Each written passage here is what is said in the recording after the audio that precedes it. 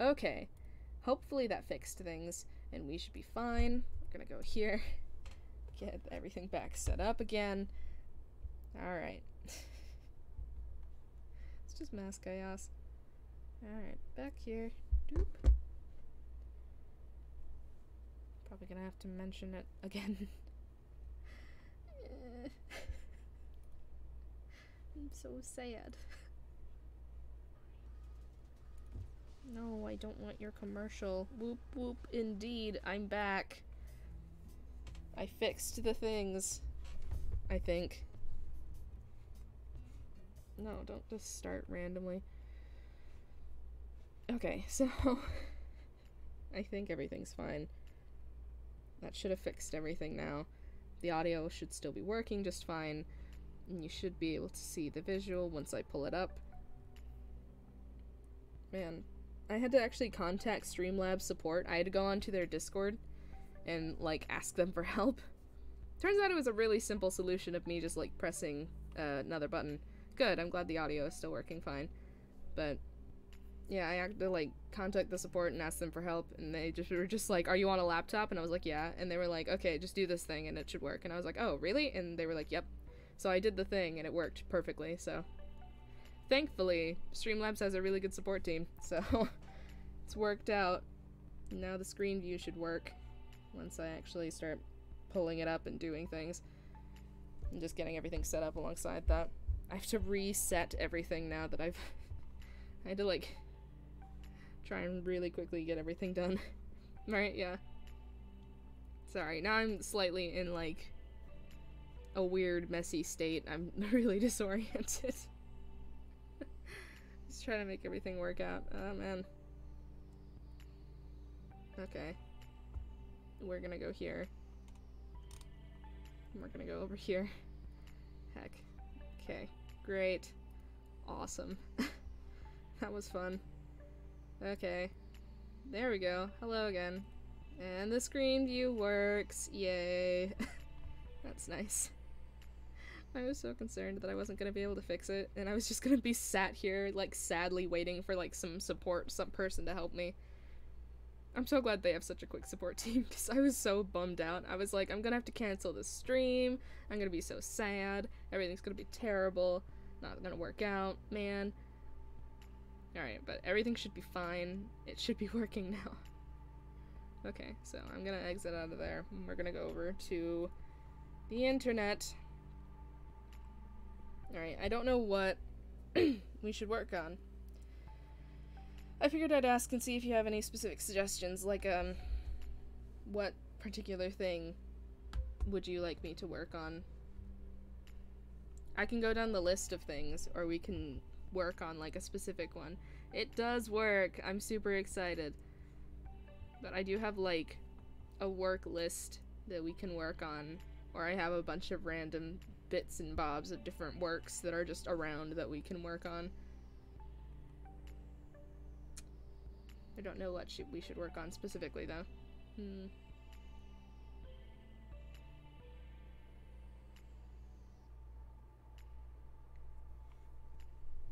Any specific ideas?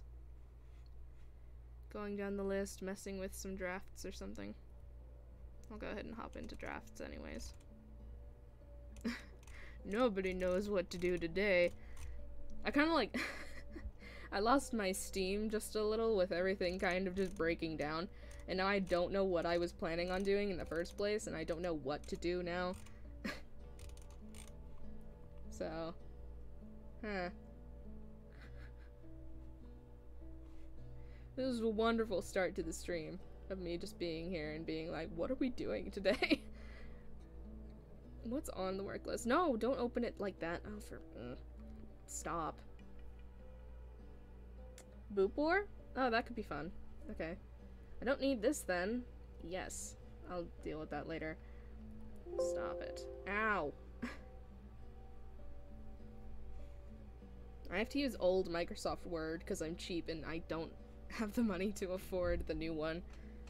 But my computer keeps trying to default to the new one instead of the old one, so I keep having to be like, no, stop it, and then go back to the old one. Okay. I don't think I have anything for the Boop War set up yet, so we can just open up some stuff. I'll head over to archive though, so that I have to log in. Heck. It's not in there, right? Yep. Neat. Ugh, what? What do you mean session expired? I literally just showed up. Stop. What are you doing, archive? I'll type it in myself. Okay? Chill out. Let me do things. Hello? What? What are you talking about? Does it have to be capitalized? I don't even remember my own username. That's not— why did you— Laptop! Why are you doing this? I swear that my username was Cerillen. I think it's Cerillen on here. I don't actually know. I have like 50,000 usernames on every single website. There we go. What? Why is it going to something? Why was it going there? That's weird. Okay, that's fine. I have to like reference back my old works. No. Don't. Stop. Stop vibrating at me. Okay, we're just gonna go here.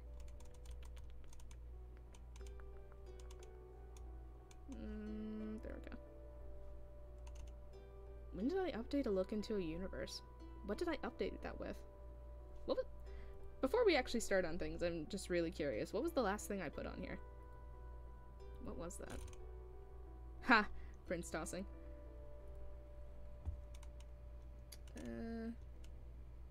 I still have to do the 2 meme ones as well. And I finally figured out what I'm gonna do for those, but finishing the Boop War sounds like a fun project. Okay. I have to remember how I do things now. Where did I end it on the last one? Okay, it ended with the goose stuff. That's what it was. I remember now. It was everything that happened with the goose. Virgil showing up.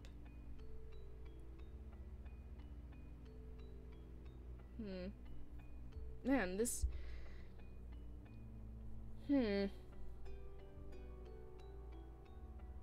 I don't know if I want to keep the music on or if I want to like switch it to a different kind of music that's slightly more cheerful. Just because it's going to be like the Boop War and I don't want it to be like really calm music. Which sucks because I went and I searched for calm music beforehand. I don't have a way of fixing this. I don't want to search for something. It sounds like a pain. Tell you what. I'm just not gonna listen to it. You can tell me if the audio's done something strange, but past that, I'm just not going to listen to it.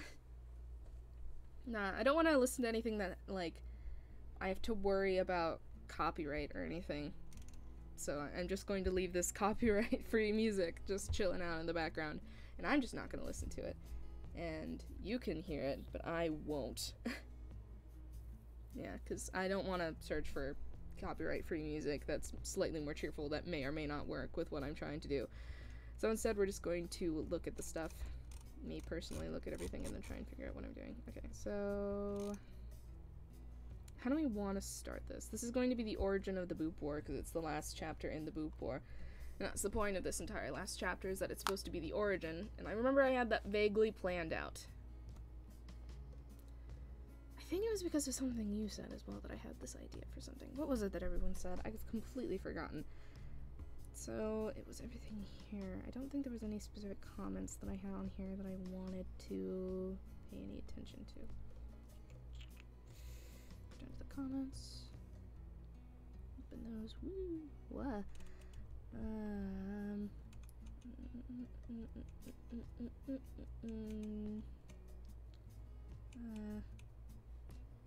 Nope.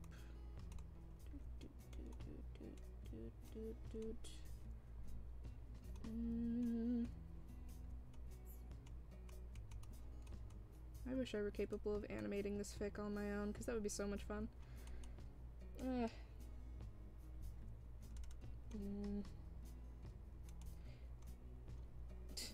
Wild goose chase, lol.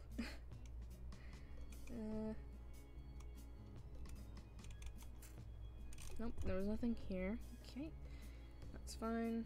Go back to here. Probably an asks if it was in anything. Is there anything here that we wanted? Archive. Wish things were slightly more organized. Where was the other things? Finding asks is really annoying. It was around here. There.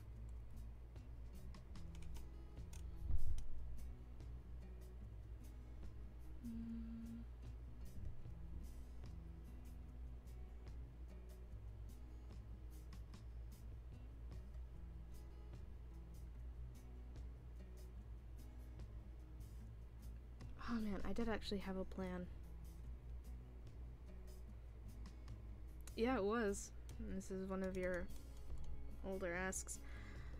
Okay, I did have a plan, and I remember I was referencing it with saying that the dab war with Logan, it was all Virgil's fault, and it totally was Virgil's fault for teaching him all of the memes, and I'm so excited to do more stuff for, like, the memes in the dab war.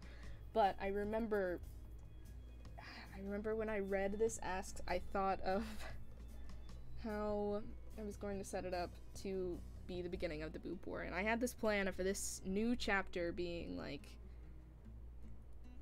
it was going to end up being everyone finally, like, asking Patton and Virgil, like, why the Boop War is a thing, and what started it, and what's happening, and, like, what is this, why is it happening, and I remember that.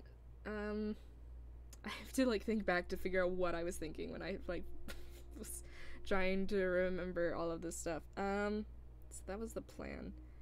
So that they were going to ask them. I don't know how. Maybe in the aftermath of one? Or, like... I'll think of that in a second. I need to remember everything else first.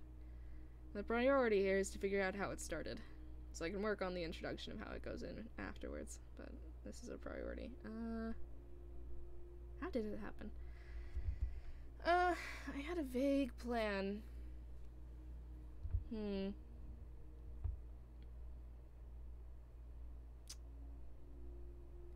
Virgil has to start it.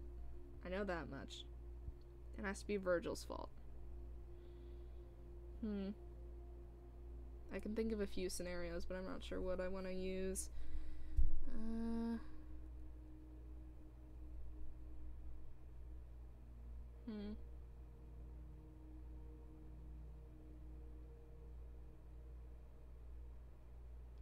Oh, I have an idea. So, no.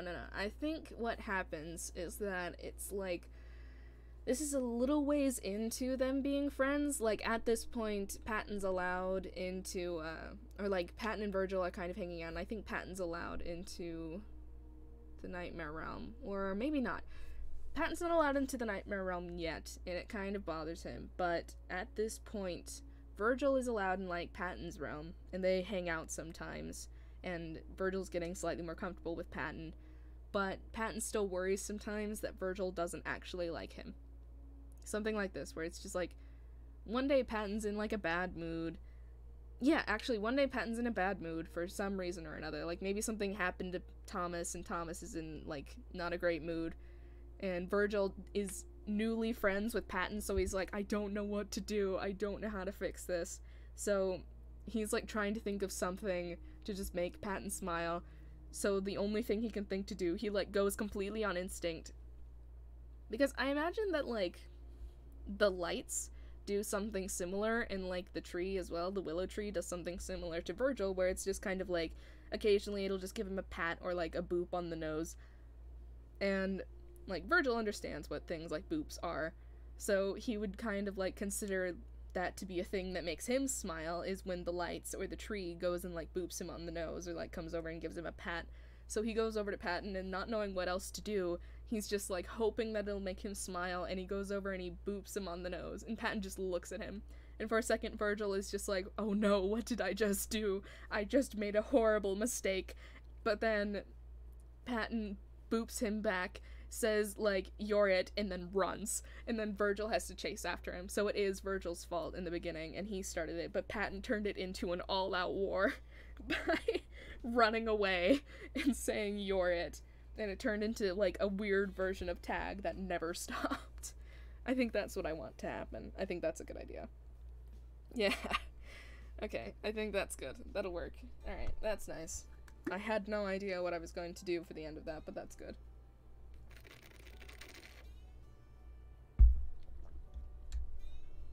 Okay, so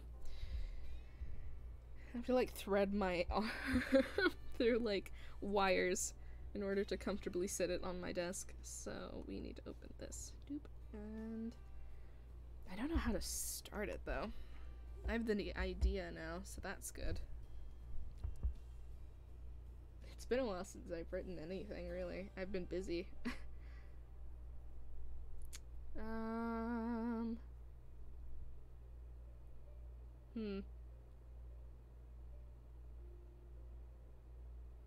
I kind of want to hear the music now. Ah, everything's falling apart! Ah! Something fell behind the microphone.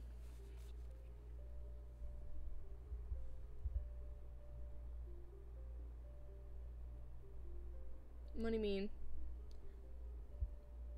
Oh, like the start of it, it'll be the aftermath of, one of the, like, boop battles, basically. I really like this music. I'm probably gonna listen to this when I work on the Fantasy AU.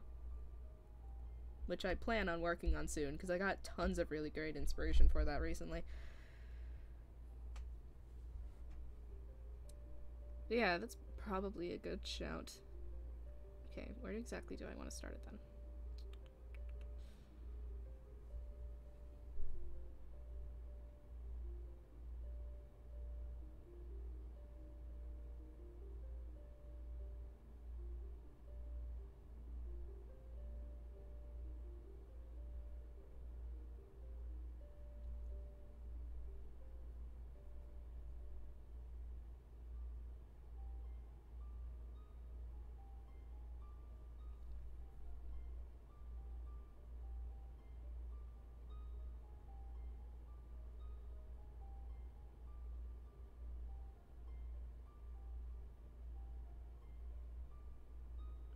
Right? Seriously, sorry. I'm just, like, quietly thinking to myself.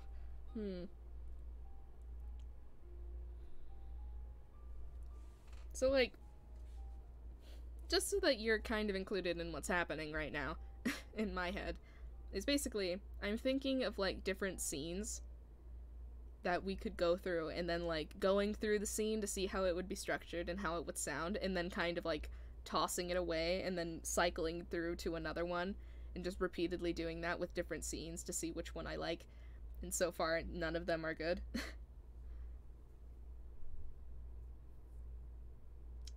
It's basically, like, the way that I usually structure how I write things is that I think of specific scenes first. Everything that really you have to think of is, like, at least the way that I write things is that you have to think of the specific one part that you're going to center everything else around. Everything else can work around the one part, but you need that one part to be in there. Which is why it's like, in every Boop War thing, in every chapter of any story that I've done, that's what I've done. Like, in Boop War specifically, in the first one, all that mattered was the boop. I had to have there be a boop somewhere in there. And I wanted to include raisin, like, oatmeal raisin cookies, just because it was on my mind, and I thought that it was, like, a funny way of, like, associating with Virgil. So I came up with the rest of the story just because I was thinking, like, there has to be a boop, and I want there to be raisin, like, oatmeal raisin cookies. And that's all that I care about. So, and I wanted Thomas to be in it so that he would see it happen, because I thought that that would be really funny to see someone reacting to it happen. So that was what that entire story, like, just encapsulated. Everything else fell around that. In the second one, Logan had to see the boop. That was all that mattered. Logan had to see the boop. And also, I wanted to include, like, him and Virgil's, like, morning time, basically, and the process of how everyone gets up in the morning. That was what that was based off of. In the third one with Deceit, Deceit's one, I wanted... So originally, Deceit's one was going to be something else completely. Deceit's one was actually going to be from A Thread of Doubt. That was what A Thread of Doubt started out as. A Thread of Doubt was actually going to be the, like, next part of the Boop War, back when I was still writing everything out. But it turned into its own little thing. So originally, the main point was going to be, like, Deceit going into Virgil's realm and, like, seeing the Nightmare Plane and, like, seeing everything that happened there and what it was like. But... and the way that was going to structure was that after he went in and he saw that, he was also going to end up seeing, like, Virgil and Patton going and doing the Boop War, and it was going to be ridiculous. But it was not going to be as ridiculous as it turned out, because what ended up happening afterwards was... when I was trying to think of, like, what to do with Deceit, because I had no idea what to do after I wrote A Thread of Doubt. After writing A Thread of Doubt, I was just like, I have no idea where to take Deceit's story, because the beginning was still there, and I could structure it again. And I was thinking, like, what do I go off of with this? And with that one, it was actually just a single sentence, and I think it was literally, like, one of the first sentences in the thing. If I do... hang on. Chapter by chapter. Go over to chapter index, to deceptively difficult, and in here, this was the only thing I'd written for, like, a while. The first thing that happened was that I wrote when Deceit noticed things escalated very quickly, and it was entirely his fault, because at that point I'd kind of developed a personality for Deceit in A Thread of Doubt, where he was basically going to be, like, kind of like Virgil's younger brother. It was similar to also with, like, the spoon, the utensil fight. The entire utensil war also inspired the fact that Deceit was going to be kind of like the prankster of the group, and I felt that that was appropriate for his personality. So... in my head, the only thing I could think of was that it was like, Deceit is going to want to fight in the Boop War, he's going to be involved directly in the Boop War, and that's just whether that's going to go, and everything else fell from there.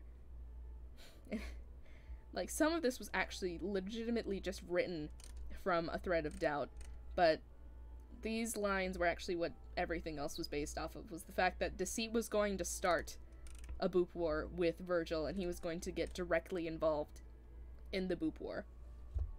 Yeah.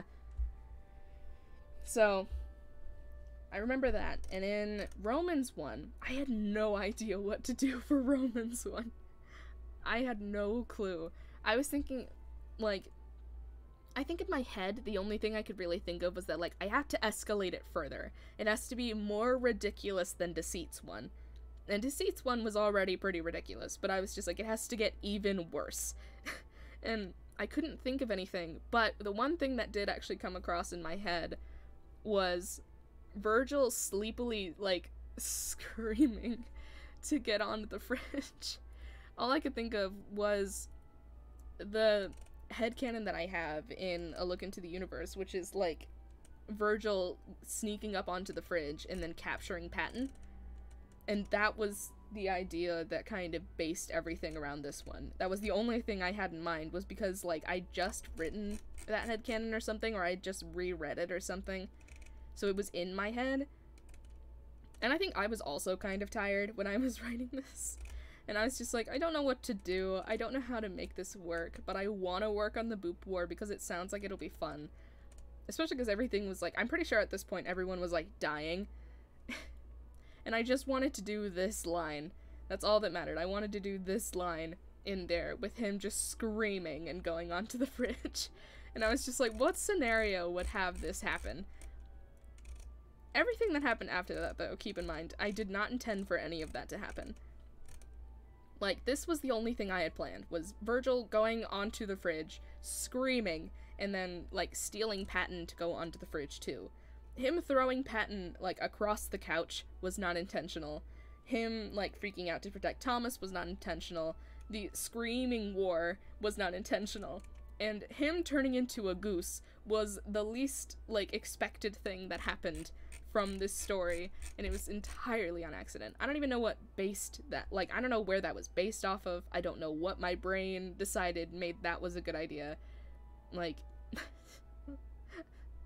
I don't know why I just turned Virgil into a giant goose. It was a very strange situation, and after I'd done it, I was just like, what did I just do? But I didn't regret it, so I left it. It was a weird day.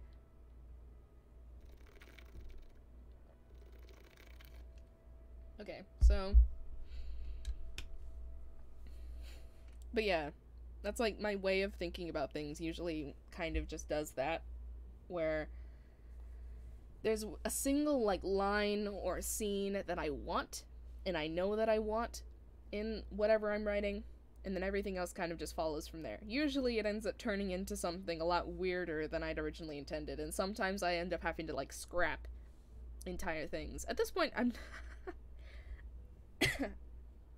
so I know we were gonna talk about the Boop War, and I'm gonna add in the notes that I made, just because, like, starts with,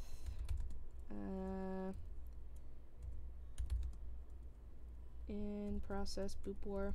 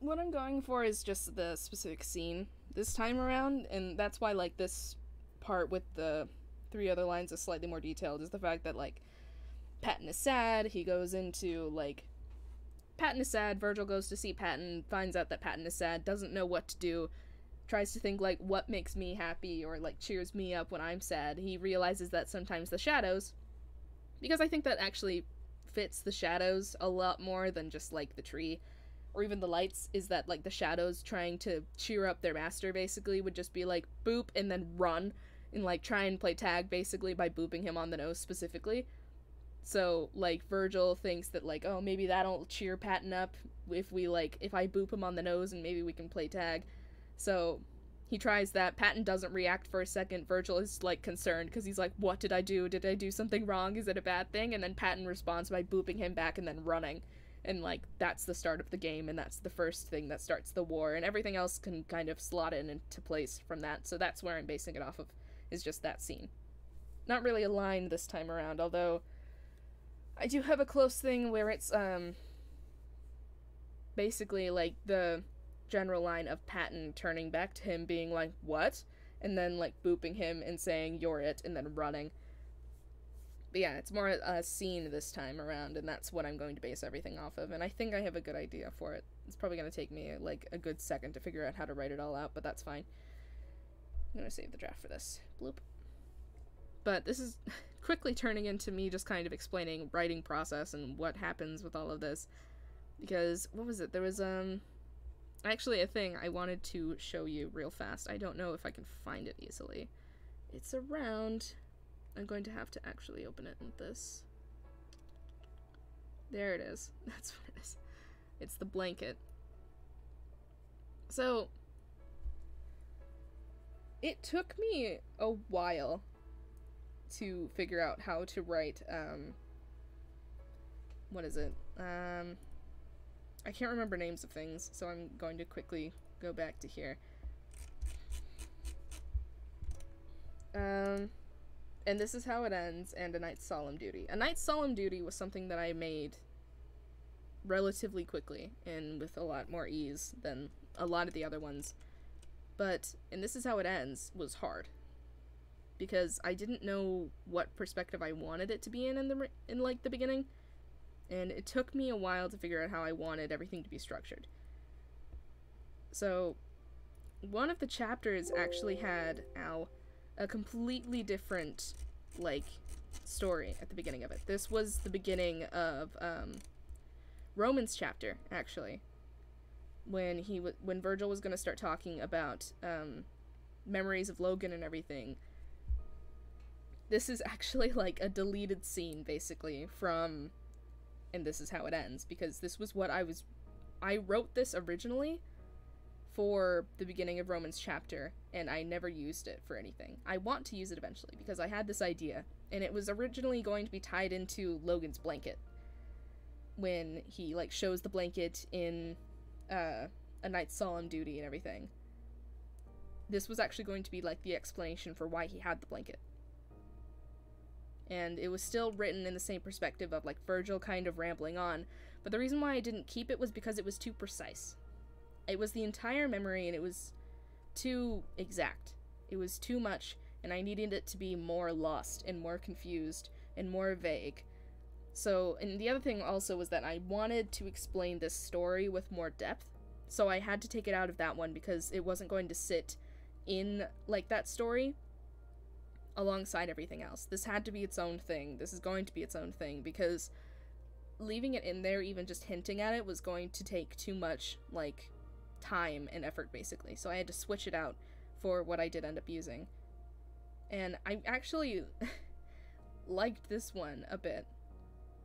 I don't remember entirely what I wrote for it, but I do remember when I wrote it, I was, like, really pleased with some of it and the way that I'd, like, imagined it. But yeah, because it also gave some, like, explanations for how their magic worked, and that was too in-depth to use. And that's why I couldn't use this.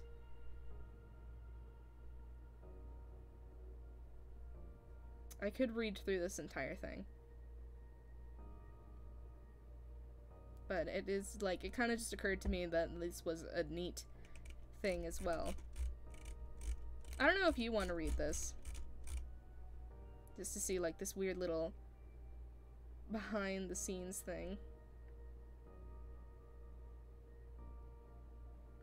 Oh yeah, this also added in, like, a way that the lights worked.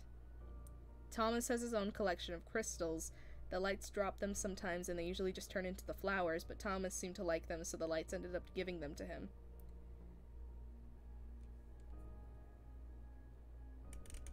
If what's not a bother to read this? I can read it out loud if you want. Alright, sure. Okay, so... A while ago, I don't remember when exactly, blankets kept disappearing from my bedroom in the mindscape. It wasn't that big of a deal. They always reappeared after a while, freshly washed and folded on my bed. It wasn't a problem, but it was weird. For the longest time, I just kept quiet about it and wondered where exactly the blankets went each time. Or, really, who exactly kept taking them. Because that was the only answer, wasn't it? Someone was taking my blankets, washing them, and then bringing them back a week or so later. Which brings up a whole other set of questions.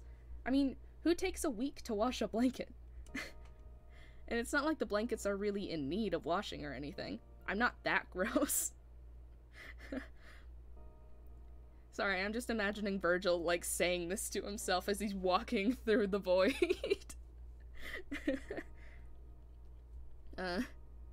In fact, according to Thomas, I actually smell a lot like flowers most of the time. And I don't even use the blankets often enough to make them gross in the first place. So there's no reason for someone to make the effort of sneaking into my bedroom and washing my blankets in secret. Which made me think that there was another reason for it. Around this time, Patton had really gotten into the habit of taking my hoodie whenever I wasn't wearing it. It got to the point where I just gave him my old one and told him to keep it. I'm going to suddenly interrupt in the middle of these a lot just to mention my thoughts on things. So, that was also a thing that actually instigated, like...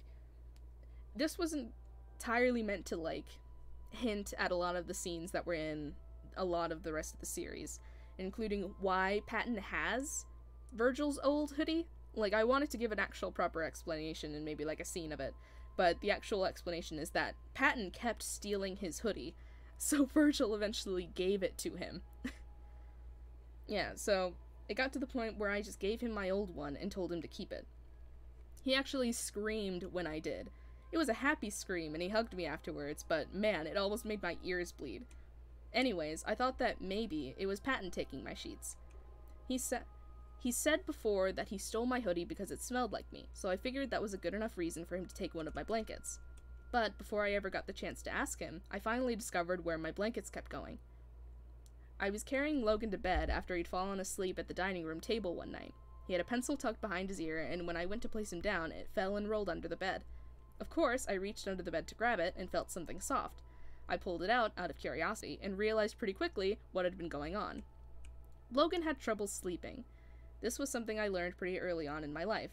He always tried to go to bed at a good time, and he always woke up early and ready to start the day, but he was never able to get a good night's sleep. Not unless he was exhausted and passed out somewhere. This is another thing, randomly.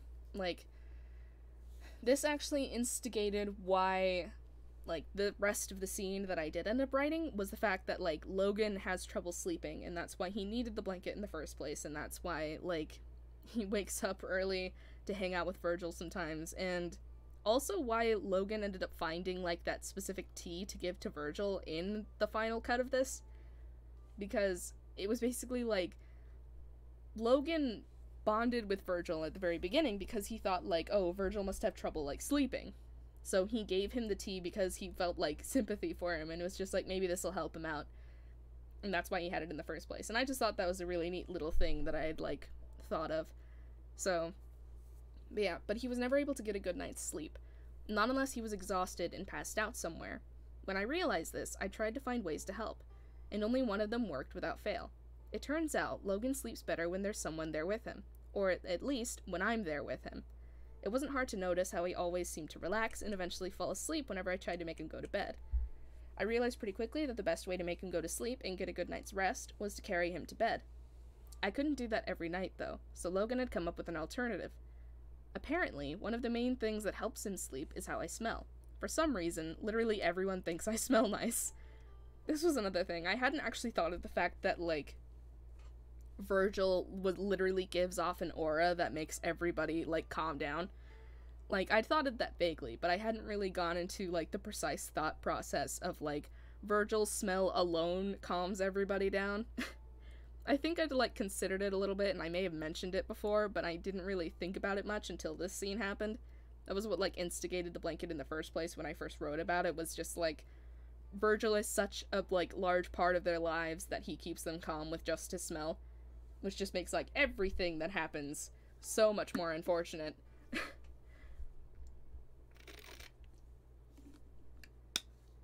Okay, so... And Virgil still doesn't understand why it's happening. He's just like, why does everyone like how I smell? This is so weird, and no one has an explanation, and he doesn't have one either. Alright, so, for some reason, literally everyone thinks I smell nice. I don't know why, and they've never really explained it, but I've stopped bothering to question it at this point. Anyways, the point is, I realized that Logan was the one stealing my blankets, and when I questioned him about it, he admitted to his reasons and apologized. Not that he needed to. I really didn't mind. I just wanted to know why they kept disappearing in the first place.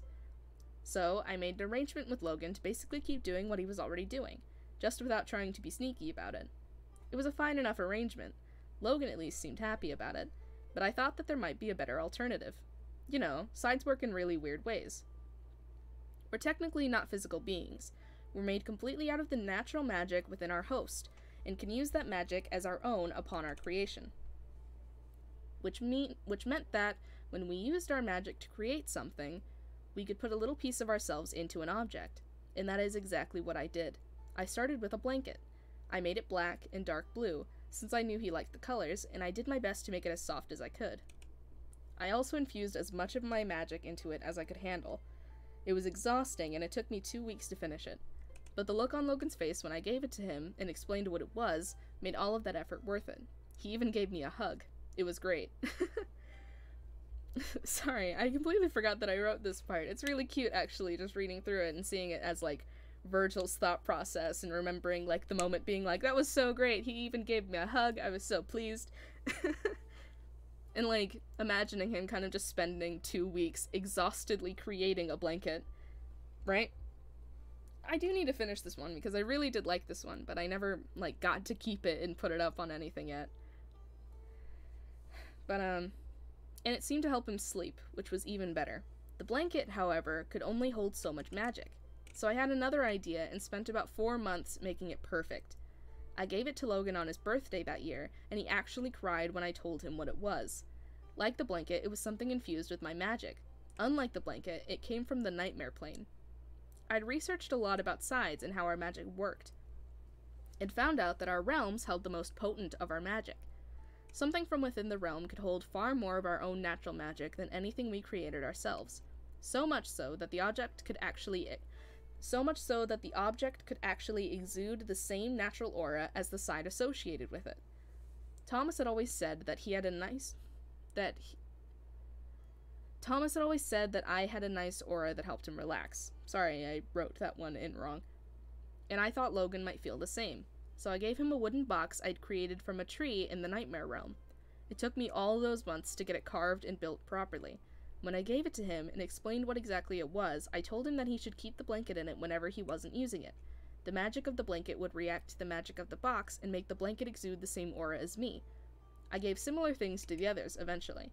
Patton has my old hoodie and some flowers. Roman has a small collection of rocks from the bottom of the pond. I catch him playing with them sometimes when he's focusing on projects. Deceit has a snake plushie I made with my magic and stuffed with flowers. And Thomas has his own collection of crystals. The lights drop them sometimes, and they usually just turn into flowers. But Thomas seemed to like them, so the lights ended up giving them to him. So yeah, that was what I'd written.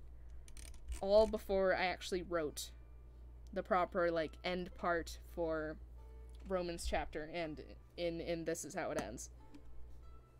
So, I think that's pretty neat, just because it's like a little behind-the-scenes, like, deleted scene.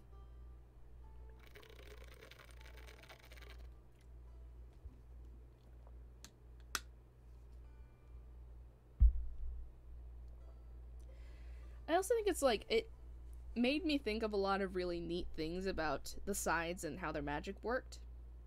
And I like thinking about that just because it's always the most fun part about writing anything, is like the universe building and like specific scenes, but really like making how the universe works and what's going to make everything like do certain things. So I really liked making this just because it was like a really cool look into how the universe worked, how their sides and their magic worked.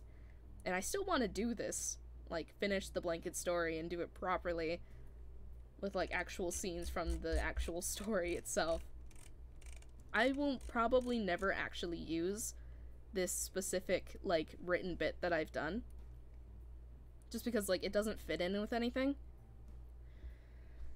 because it doesn't have the right perspective and it's written in like a certain way that doesn't match with a lot of other stuff.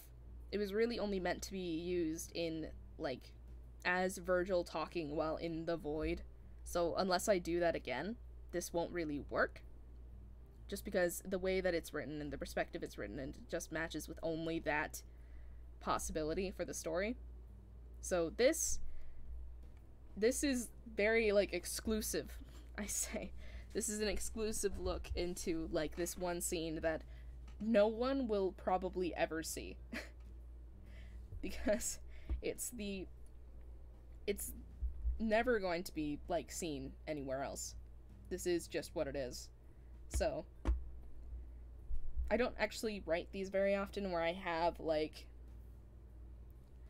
an extra bit that I actually keep somewhere else and then like don't use anything for, but this is one of the few that actually exists.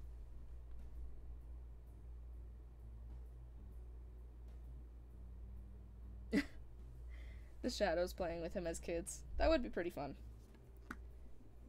They may do that at the start, because Virgil is still based off of Thomas's form, and Thomas is pretty young when Virgil manifests. I imagine that he's like in middle school when it happens, so.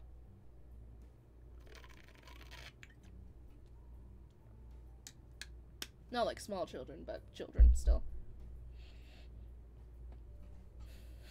But as cute and as fun as that idea is, it really goes against kind of how like the shadows work. The shadows don't really take specific forms.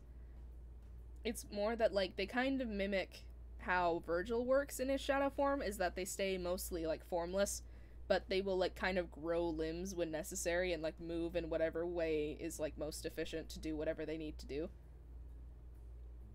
So it's kind of like, a big blob of weird tentacles kind of just moving in whatever way they see fit. So if they were actually chasing after Virgil, it's probably just a whirlwind of, like, bits grabbing at things and, like, launching them forward. So it probably just looks really weird. But yeah. That is a cute thought, though.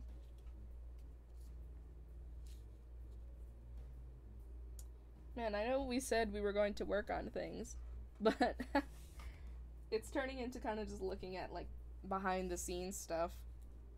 I guess that's not too bad of a thing to do. This at least was kind of interesting to look back on.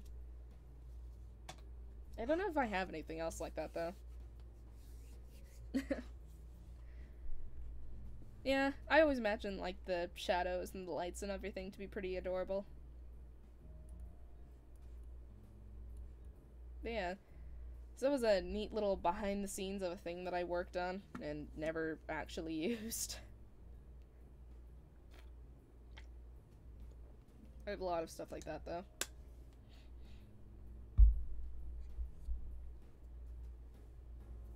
Oh, I'm glad. I do want to work on that blanket story more. I kind of alluded to it, both with like bringing in the blanket in A Night's Solemn Duty, but also with Deceit's chapter, when Virgil was talking about his memory involving Roman, and how Roman like punched him in the face once.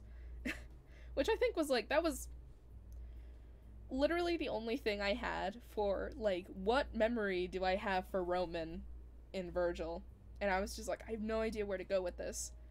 So after a moment of thought, the only thing that could go into my brain was Roman punching Virgil in the face for some reason, and Virgil being like, it was kind of my fault. And I was like, I don't know why this is happening, or why that could have happened, but I want it to happen, so it's happening. So that's what that one was based off of, was literally me just being like, Roman punching Virgil in the face sounds like an interesting thing to start off with. So, but I used that one as like a way to reference the blanket story in a way. Sorry, I'm kind of just messing with things and keeping myself occupied while I think. But I used that one to kind of reference the blanket story just because it was like, Roman did what Virgil basically did by making the blanket for Logan, but Roman made the scarf for Virgil, which I switched around in, the other one that I did, The Thing I Keep to Myself, that series, that, with a title that I've completely forgotten the name of. The Warmth of a Star, I think, was that one? Maybe.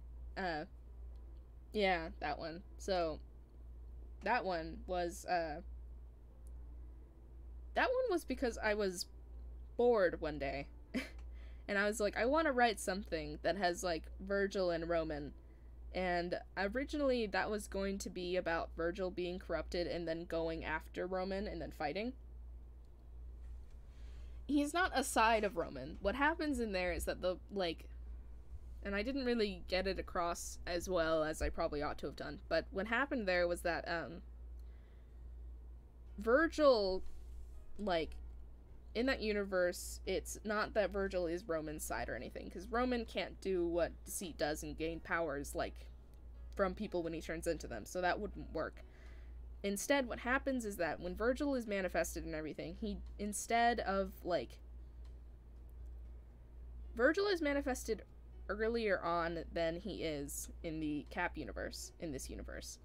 He's manifested, like, right before Patton, instead of, like, after everybody. So, Virgil is one of the first sides, and he, like, takes to keeping Thomas safe immediately, and, like, meets Thomas as soon as he's manifested, and keeps taking care of Thomas for a while, until one day Virgil accidentally hurts Thomas, and, like, he freaks out, and out of fear, he decides, like, I cannot associate with Thomas ever again. So, he leaves.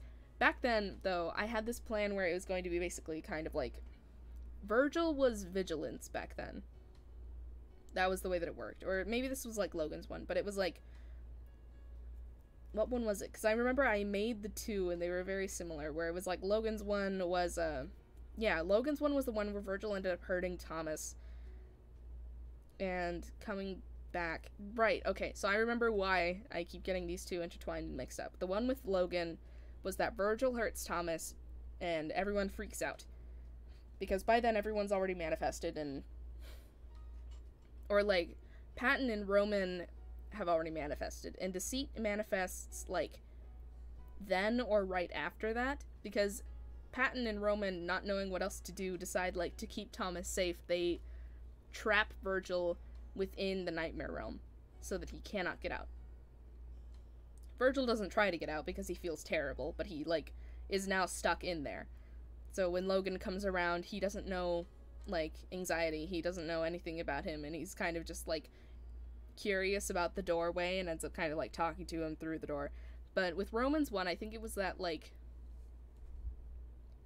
instead of Virgil becoming aggressive after, like, manifesting and everything, and everyone being mean to him, instead of that happening, Virgil just isolates himself.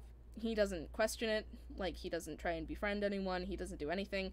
He just does his job, and he stays in his realm. He never leaves, he never does anything. And he ends up, like...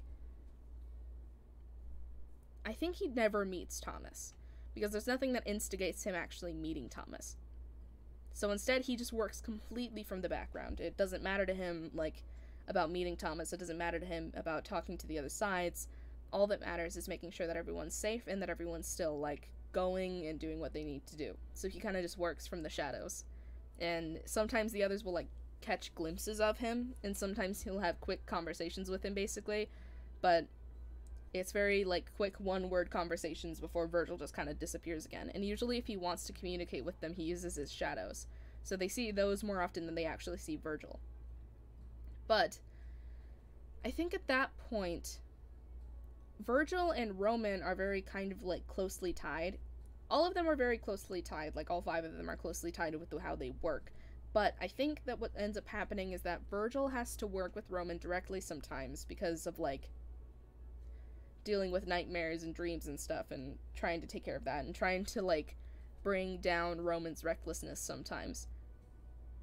And maybe, like, Roman finds something, like a drawing Virgil did or something like that, and he ends up trying to, like, befriend Virgil, basically. So this is basically the story of, like, Roman trying to meet Virgil properly and talk to him, and how they slowly kind of become kind of friends, but not really friends. Like, they're kind of friendly, and Roman is at least very friendly with Virgil. Virgil is still kind of, like, standoffish, like, leave me alone.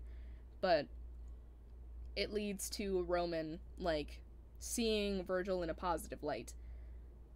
But then one day, like, the corruption gets to Virgil when he tries to, like, help Thomas after some kind of terrible incident, and he ends up going to Roman hoping that, like, maybe Roman can help him somehow. I think the idea was that, like, at this point, things are slightly more positive, and, like, Roman wants to actually, like, talk to him more and be more friendly with him, but they're still really, like, against each other most of the time, because that's just kind of how their work leaves them. Since one of them works with dreams and one of them works with nightmares. And Virgil decides, like, the best thing to do is probably to go and fight Roman, because then I can at least exhaust myself and he can keep me, like, busy and restrained until I'm better again. So he goes into Roman's realm with the specific intent of just fighting him. Like, that's the only thing he plans on doing. He's just like, we are going to fight. This is going to turn into me fighting him. I'm going to fight him, and then I'm going to be exhausted, and I won't have to worry about hurting someone or doing something bad. So, he goes to do that, but instead it turns into, like, what happened in the fic. I spent way too much time explaining things sometimes, but I try to, like, get everything across properly.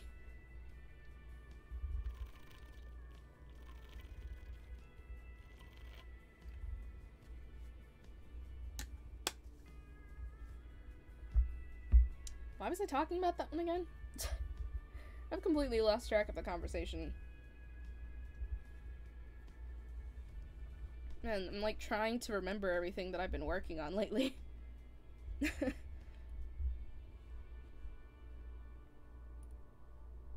Yeah, what was the process of like me writing that in the first place?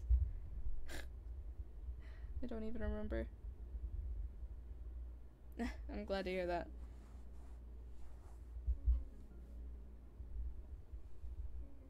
Right? I'm always happy to talk about like all the different works and stuff. Going down the like the process of like how I thought of everything is really fun and a good reminder of like what I'm doing, I guess. And how I did it all in the first place. Sorry.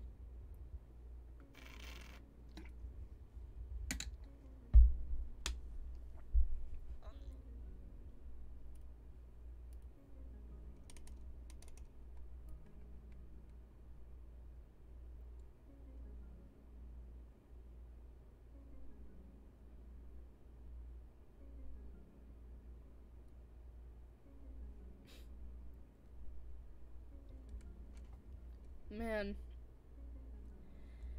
It's actually really weird thinking about how all of this started. It turned into such, like, a bigger deal than I was expecting it to turn into.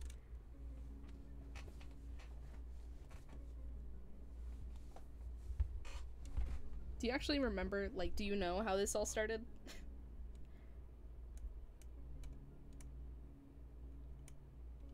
Like, already speaking about going down memory lane and everything. With, like, what was it? The very first thing I actually did on here. I think I remember it right. And what was the very first thing that I did? And I'm pretty sure it was, like... Yeah, it was this one.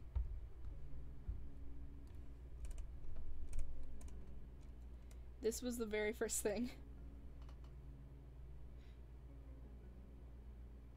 Right? It's because we were, like, talking about stuff. Ah, sorry.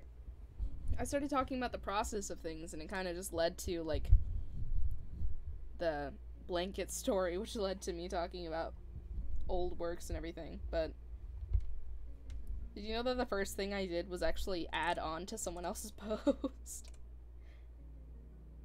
It was like a suggested alternate ending. And this was like the most ridiculous thing. It's not anymore, but it was at the time. I remember because I was like just getting into the fandom.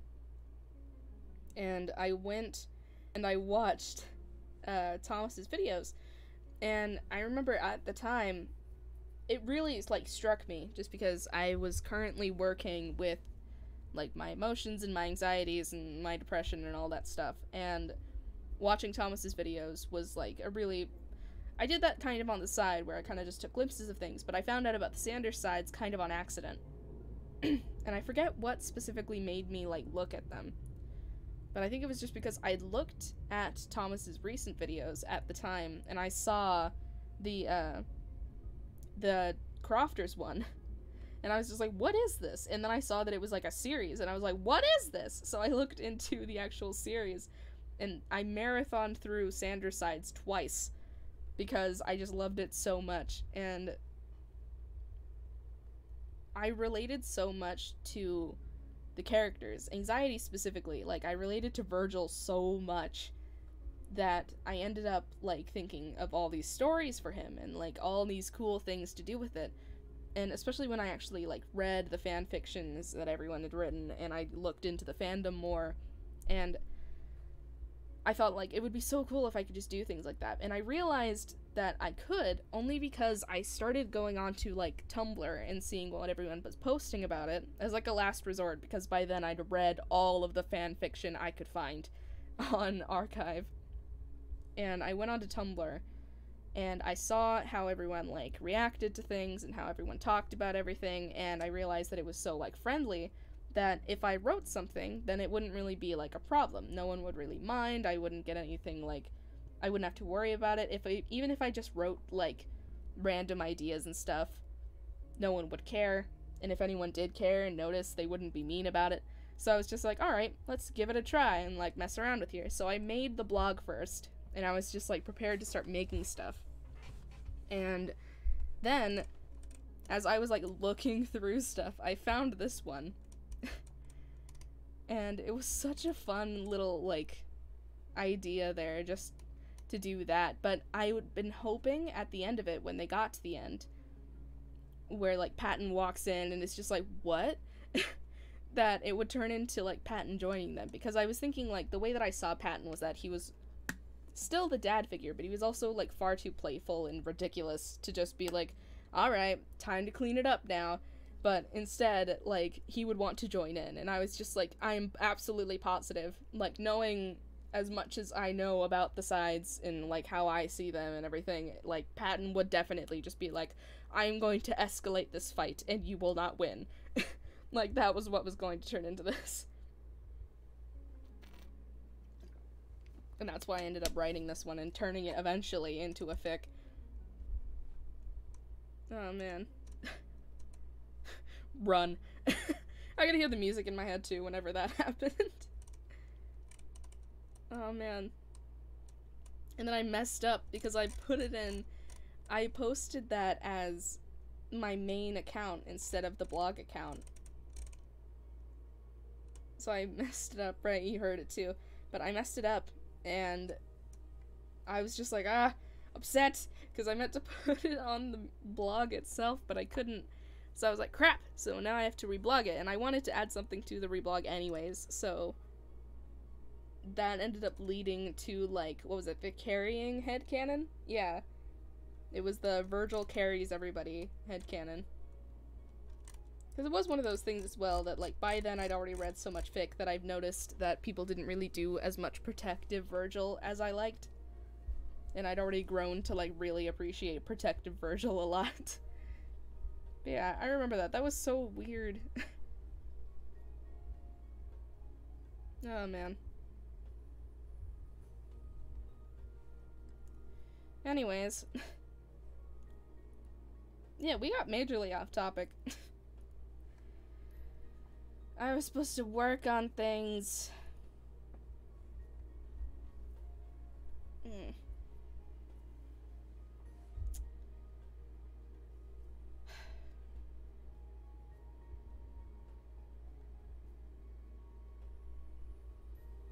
I have to, like, find more music to add to this playlist so that I can do appropriate music when I need to do stuff. Because this music is just making me think more of, like, the fantasy AU or, like, nostalgia, just in general. I mean, I guess we are doing progress. We did think of what we wanted to do for the chapters, which is good, because I had no idea what I wanted to do for that in the first place. So that's useful. Oh, man. You know, I think out of all of the ones that I did, When Starlight Fades was probably one of the most painful things that I had to write. Out of all of the, like, angst that I've written, when I wrote When Starlight Fades, that actually caused me physical pain. Oh, man.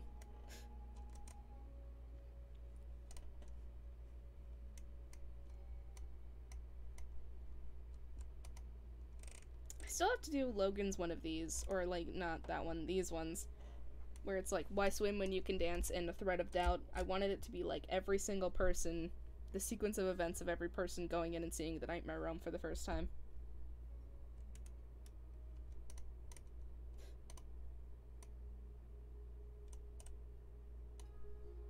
Yeah, how was it that a thread of doubt started?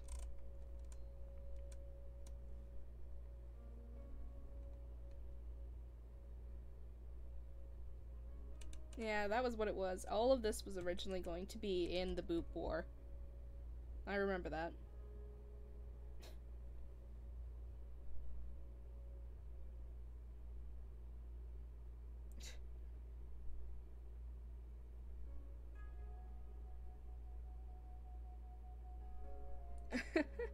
Yeah. Well, it's never that, like, I want them to suffer. It's more like, I want you to suffer. I don't want Virgil and company to suffer, but I want everyone who reads it to suffer instead.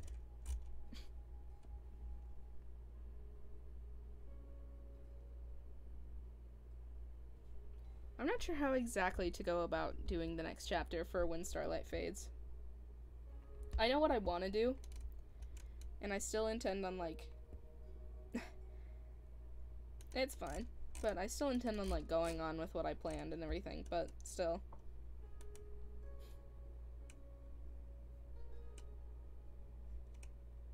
Man, I actually, for the meme stuff, I've completely planned out the It's Wednesday, my dudes meme, and I'm so excited about that one. Like, I thought of that while I was in the shower a couple days ago, and I was super excited about it, because I was just like, I wanted to use that meme specifically, and I was super excited just to use it, but I was like, how, though? Where would it be introduced? Like, what causes it to suddenly happen? And I'm not sure why I thought of this plan in the first place, but I was, like, thinking of different scenes, and then it led to, like, it's basically, the structure of it all is that Logan walks out of his room one morning, and he's really confused because he sees, like, or maybe it's not even morning, it's, like, sometime during the day, because at this point he's, like, awake alongside everybody else, and he goes over, my microphone fell over, don't do that. Don't know why it's falling, but, he goes out of his room, and he sees, like, Patton and Roman just, like, at the end of the hallway, being weird and, like, looking down the stairs, and he's just like, what are you doing? And he goes over to them and walks up to them and is almost about to talk to them, but then, like, Roman lunges forward and, like, covers his face with his hands and is just like, don't speak, and, like, pulls him or, like, pushes him back down the hallway away from the staircase, and Logan is just like, what are you doing? What is happening? And Rowan and Patton explain that Virgil is in a very bad mood, and they don't want to bother him, but they're trying to think of a way to, like, make him feel better. And Logan is just like, why don't you just talk to him and ask what's wrong? And they're like, we don't want to do that, he's really upset. And Logan is just like, you guys are being ridiculous. And they're just like, we don't know what to do, Logan, you don't understand. Virgil's upset, he's in a bad mood, we don't know how to fix this. So Logan is just like, you're being dumb, I'm gonna go fix it myself, I have an idea. And they're like, wait, Logan, you don't know what you're dealing with. And he's just like, no, I have a good plan, I have a good idea, I'll fix it and ask him what's wrong. So he goes down the stairs to go talk to Virgil, and Virgil already knew that they were talking, which is like, Virgil just, like, asks him, basically, like, oh, did you have a good conversation with the others up there? And Logan is not at all surprised that Virgil heard everything they were talking about, because Virgil is, like, has superior senses and is capable of hearing everything in the mindscape all at once if he chooses to do so. So it doesn't surprise Logan that he just heard them down the hall. So Logan just kind of, like, goes over, says hi to Virgil, and they talk for a second. And the, like, basic thing is, like, Logan says something like, what's today's date, or something like that, or what is today, do you know what day it is? And Virgil's like, no, I mean, like, it's the 7th or something, or he says, like, it's the actual this date or something. And Logan is just like, that's true, but also, and he just goes, it is Wednesday, my dudes, and then he just screams. And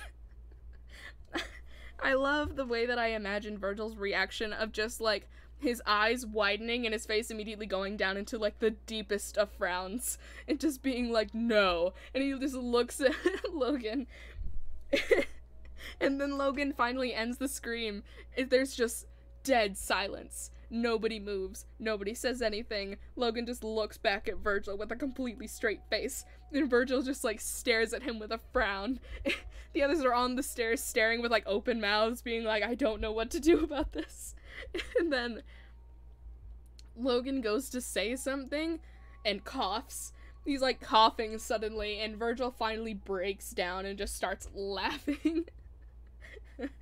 And, like, that's all that there is. I don't know what's gonna happen after that, other than Logan being pleased that his weird use of a meme he recently learned worked. But that was just all I needed. I imagine that scene just by itself, and I was just like, this is the best thing I've ever thought of in my life. I was super pleased about it when I thought of it. It was like the best use of the meme.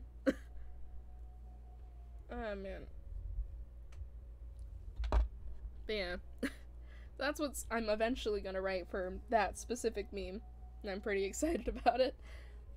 And I think I thought of, like, what to do with the Despacito meme as well. Where it was basically going to be, like, a tiny thing, like the meme shorts usually are, where it's like,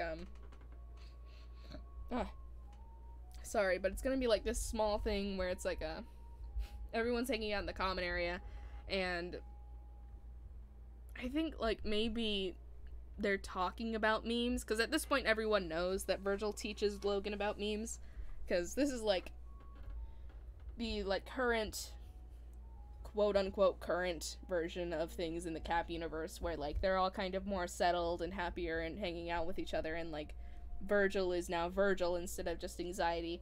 So he, like, everyone knows that he teaches Logan about memes, and they're, like, maybe talking about stuff while hanging out in the living room. Something ends up happening, and Virgil remarks,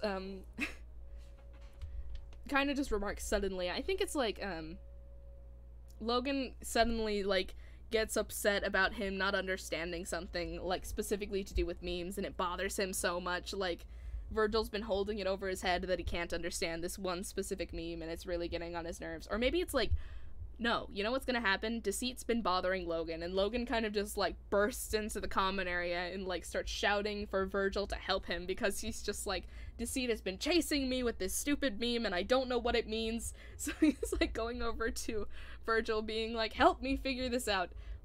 And Virgil's just like, oh, this is so sad.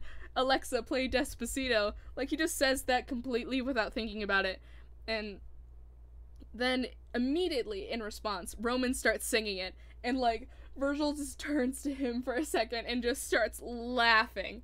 And, like, everyone's in the common area at this point, or maybe they're in, like, Thomas's living room, and Thomas is sitting with Virgil on the couch, so, like, Thomas is also laughing because he knows the meme, and now Thomas and Virgil are dying of laughter and, like, slowly sliding off of the couch and onto the floor, while Patton, like, as soon as Roman starts singing, he's just like, oh, I know this, and he likes the song but doesn't know the meme, so he gets really excited and, like, gets up out of his seat and starts, like, dancing and singing with Roman, and Roman's just like, yeah, and they get on and continue dancing and singing, and Logan just, like, scowls, and it's just, like, so upset, and then starts shouting and, like, flailing and being like, this is still the same thing, and he still doesn't understand what it means. He's getting even more upset, and then Deceit comes in, seeing everything that happened, and he just is just, like, pleased because he already knows what happened before he showed up. And that's, like, all that's in there, and eventually, like, Virgil will teach Logan what it means, but I just thought that that was a really funny scene. Oh, man. But yeah, I did think of how those ones were going to end up being written, and I'd thought of those, like, after I'd asked you that question. Although I did kind of hope that you would say both, or that I could just do both, because they were really funny. Right? I really love the idea of all of that one. It's mostly just, like, the physical humor of it all is just really funny in my head.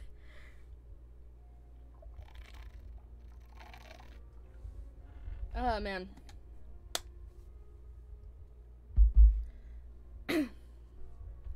Man, how long has the stream been going? An hour. I want to try and keep the streams from going past, like, an hour. So I'm probably gonna end the stream in a bit. And I know that we had, like, a task of working on the Boop War specifically and actually writing it, but that's not gonna happen today because my brain is too unfocused to do it right now. Instead, we ended up with the ideas, though, which is good. So I might end up writing it, like, tonight or tomorrow.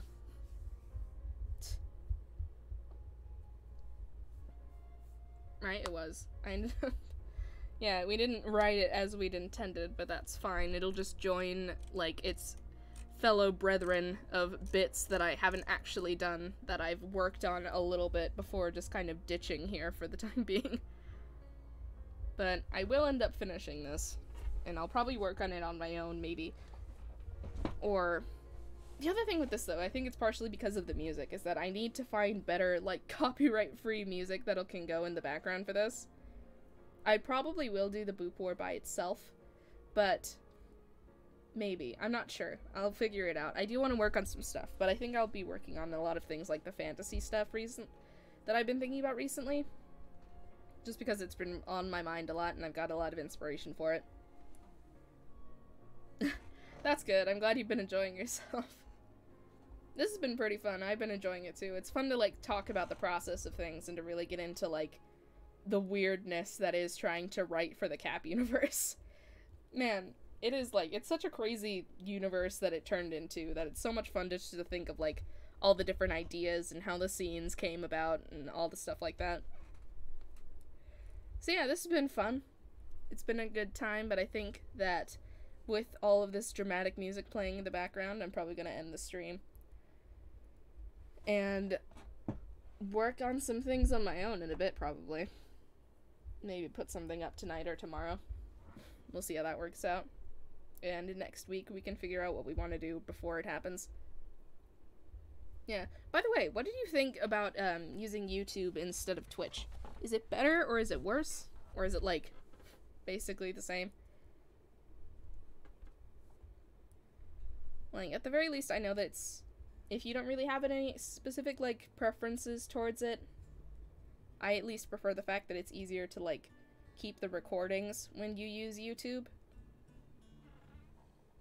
Yeah, I think it's a bit smoother using YouTube. It seems to have a lot less problems than Twitch had.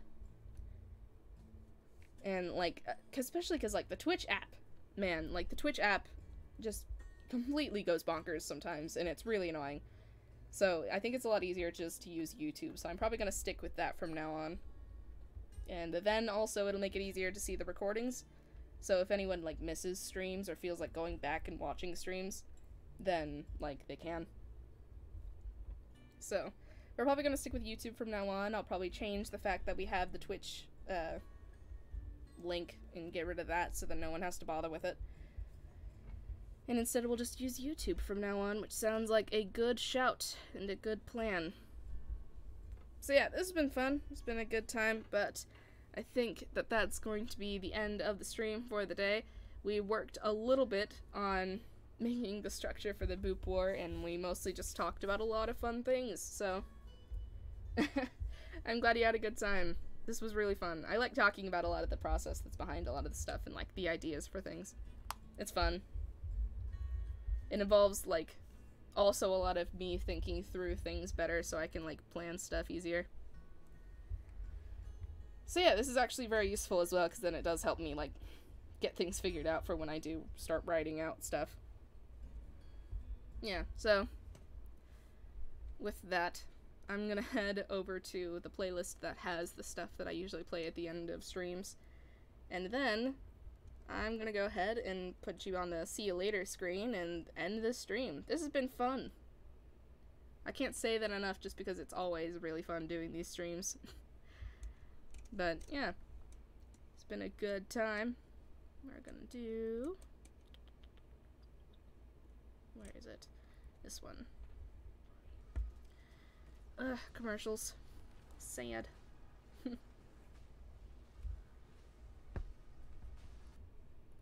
Alright. With that done, I'm going to leave on this final screen, and I will see you probably next week, maybe next, like, Wednesday. I don't know. I may stream on Wednesdays. I think that's going to be a thing that kind of just randomly happens sometimes, where I stream on Wednesdays when I'm in the mood for it. Otherwise, I will definitely stream again on Friday, and that'll be fun. And in the meantime, we can always talk on Discord and stuff.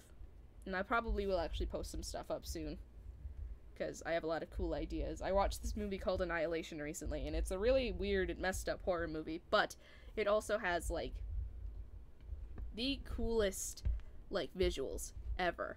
It has this beautiful, like, thing in this place called the Shimmer, and it's absolutely gorgeous. I love the creatures that are in it. I love the landscape. It's beautiful. And, like, that really gave me a lot of inspiration to work with the fantasy AU specifically, so I'm probably gonna work on that some. And then, like, other things like the Boop War, now that I've been thinking about it. Maybe I'll work on the blanket story, because that was fun. And I've been thinking about it now. Or maybe, like, the Roman punching Virgil in the face story, because that's also on my mind a little bit. But we'll see what happens. Anyways, I'm going to get pizza soon, and I think people are about to arrive with the pizza, so I'm gonna go now. I will see you later after I get everything set up. Bye. Okay, wait. No, the audio.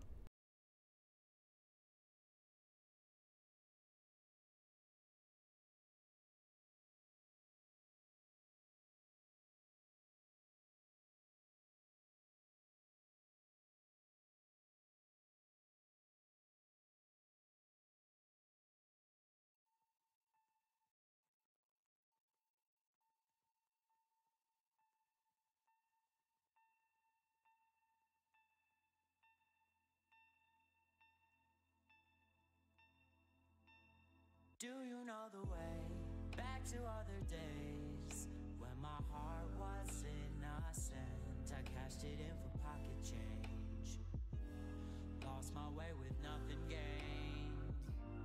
I've been singing songs and I've been working hard, trying to catch a shooting star, but everything is foreign here, clouded up and full of fear. Just take me home.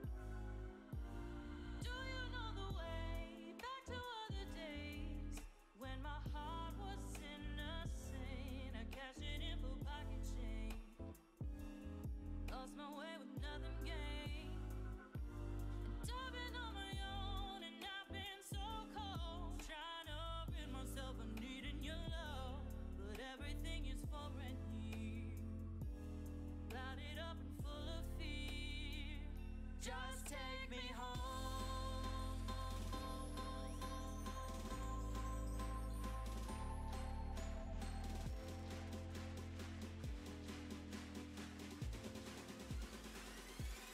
Take me home.